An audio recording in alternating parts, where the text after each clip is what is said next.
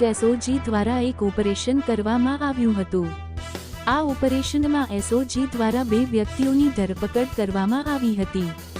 ઘટવાડ ગામની વાડીમાં રાખવામાં આવ્યું હતું પેંગોલિન। પ્રાપ્ત માહિતી અનુસાર આ પેંગોલિનનું વેચાણ 22 કરોડ રૂપિયામાં કરવામાં આવ્યું હતું। પોલીસ દ્વારા બંને આરોપીઓને વન વિભાગને સોંપી દેવામાં આવ્યા છે।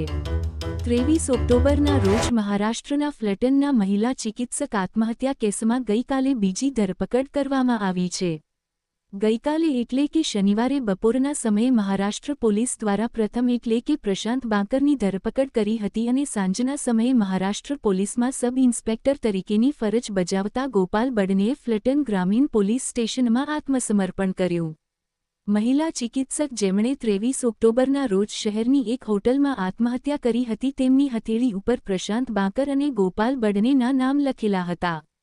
પીડિતાએ લખ્યું હતું કે ગોપાલ બડને દ્વારા છેલ્લા 5 મહિનામાં 4 વખત તેની ઉપર બળાત્કાર ગુજારવામાં આવ્યો હતો।